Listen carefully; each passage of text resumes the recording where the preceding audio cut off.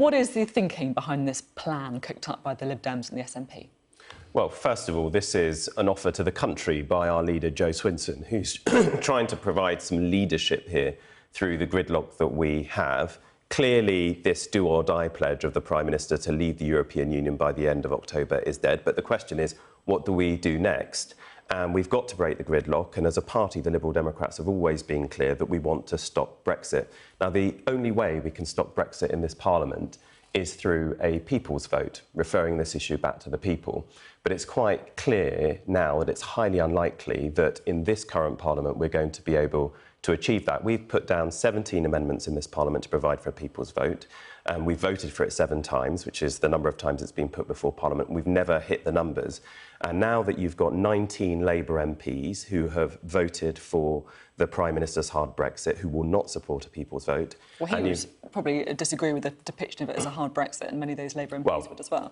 I would say... The deal on the table. But the point is they're not going to support a people's vote, and then half of the former independent or the former Conservative MPs, like Philip Hammond, also will not support a people's vote. And therefore, in this Parliament, it simply does not look like we are going to be able to achieve that. And indeed, it looks more likely that you would be able to do that in a new Parliament. Now, a really important thing about our bill, by the way, there are 3 things to bear in mind about this. First of all, it takes no deal off the table. So this only kicks in, a general election on the 9th of December only kicks in if an extension to the 31st of January has been granted. Secondly, at the moment, under the Fixed Term Parliaments Act, the Prime Minister, if there is an early election, he gets to choose the date of the general election. This bill that we've put forward actually fixes the date of the general election for the 9th. And the last thing is, of course, there will not be requisite time to be able to get his withdrawal agreement bill through. There's no way that this can be rammed through. So you've got three really important things there. Takes no deal off the table, fixes legally the date of an election, and ensures that we don't see the Prime Minister trying to ram his withdrawal agreement through the House of Commons. And it then refers this issue back to the people so we can end the gridlock in Westminster, because we've got a responsibility to provide not just a legislature that functions, but a government that functions. And you can only really do that, it seems to us, through a general election. Now, listening to what you say, it feels as if the real aim of this move to support an election is, A, to try and stop Brexit happening altogether, potentially, and secondly, to try and make sure that the Prime Minister's Brexit deal has no chance of getting through. So why on earth would the government support it? Well, the government claims it wants an election. That is the stipulated aim of the Prime Minister. Well, they want to get a deal through, and then if the deal doesn't go through, then they want an election. That's a crucial difference, isn't it? But they're not going to be able to get the deal through in that kind of time frame. But you and I know, and you're a seasoned observer of all of this, that there are many stages of a bill and there are many amendments that could be tabled to this. One thing, by the way, I want to be absolutely clear about this bill. The principle that we have used in putting it together is to mess as little as possible with the Fixed Term Parliament Act. And that means that it is being drafted very tightly. So there has been this issue raised about, well, would you seek to change the franchise through this bill, through its passage? Say, for example, to add 16 and 17-year-olds to the register or EU citizens. Now, we've got no objection to those 2 things in principle, but it would be outside the scope of this bill, and we don't have the luxury of time to give requisite scrutiny to those things. Now, the only way that this can achieve the ambitions that you want is if a general election effectively produces a Jeremy Corbyn Prime Minister. Well, I couldn't disagree more about that.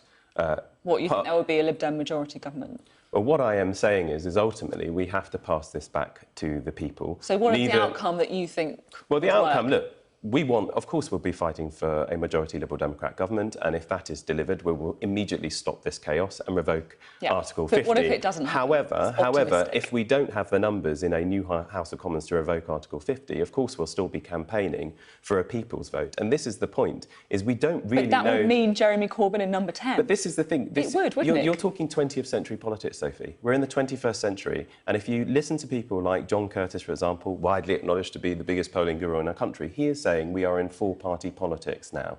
And no one knows what will happen at that general election. You and I both know that by far the most likely scenario is either Boris Johnson in number 10, who will not grant a second referendum, or Jeremy Corbyn, who might. So your plan depends on Jeremy Corbyn getting the keys to number 10. No, it doesn't. Our plan depends on us delivering as many Liberal Democrat MPs as we can at the next Parliament. How many do you think would be a realistic proposition then? Well, I think ultimately the public get to decide this. I know what you're trying to do. You're trying to get me to say either I want Boris Johnson or Jeremy Corbyn as Prime Minister. And I think, frankly, the country's fed up with that choice. They have a new person on the block, next-generation politician, a breath of fresh air compared to the baggage that the two other individuals I've just mentioned are carrying, which is Jo Swinson. And ultimately, the public will get to determine this. And, you know, if I start throwing figures around, you're going to say, oh, well, the Liberal Democrats think they're going to get this or that.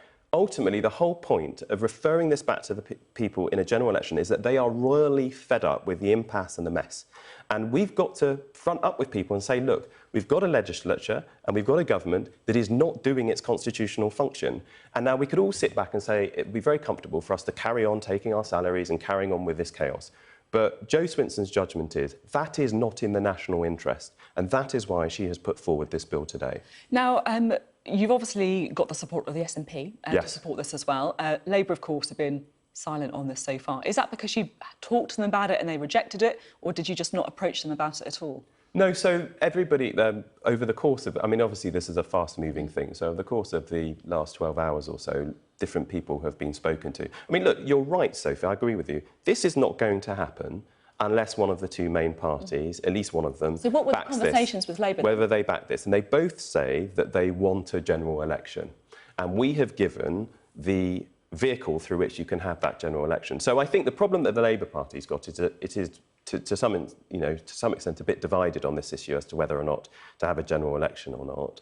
And let us wait and see what the government says. I mean, I did think that Nicky Morgan's interview with you earlier was something, you know, quite something, given that in her former guise as a Treasury Select Committee chair, she would have been arguing for a very different course of action. And it was interesting because I don't think, while she, you know, you'd expect the government to go, this is a gimmick, it's not, read the bill, Nicky.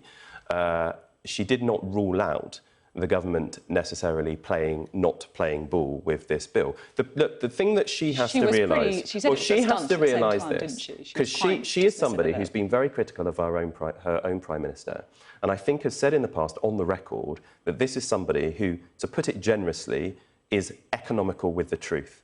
And the problem that most members of Parliament have with his proposals, there are many, but saying, well, let's have this general election on December the 12th, is that there is no guarantee in law that he will actually follow through on that promise. Once Parliament has passed a dissolution motion, it empowers the Prime Minister, under the terms of the Fixed Term Parliament Act, to have the general election at a date of their choosing, because, to use their language, it is done by proclamation by the Queen on the advice of the Prime Minister.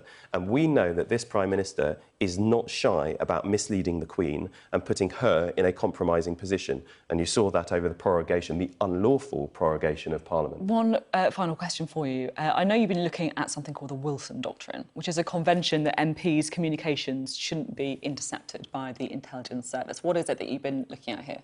Well, last weekend, Number 10 briefed to a Sunday newspaper that they were investigating with the suggestion that there was intelligence gathering and surveillance of members of Parliament's contacts with the governments of other countries, particularly those in the European Union. Now, that was designed to try and suggest that somehow there was some cooperation between members of Parliament and other governments, which was wholly false, and the members of Parliament accused have rejected that. But I have put down parliamentary questions. I've written to the Prime Minister and asked him to confirm what investigations have been happening and what the legal basis is for it. Because every Prime Minister since Harold Wilson's time has given a statement and guaranteed that members of Parliament's communications with other governments, which are necessary for us to perform our function. I'm the Shadow Foreign Secretary of the Liberal Democrats. I can't do my job properly unless I have contacts with other governments to inform our foreign policy position. But every other Prime Minister has given a statement observing this doctrine that you do not carry out surveillance of members of Parliament. And the Prime Minister so far, in spite of these questions and in spite of the fact Number 10 has been briefing that they have been investigating MPs, has refused to give the usual statement saying he'd abide by that doctrine. And what this suggests is that the Prime Minister and or others in government are carrying out surveillance on members of Parliament. And that takes us in a very dangerous direction, a very authoritarian direction, and I'd argue is deeply undemocratic. And so the Prime Minister needs to answer the question, why have you not given a statement, like every other Prime Minister in recent times, saying that you will observe that doctrine like everyone else? And if we don't get an answer, I think we're entitled to presume that he is authorising the surveillance of members of Parliament, which is wholly unacceptable and undemocratic.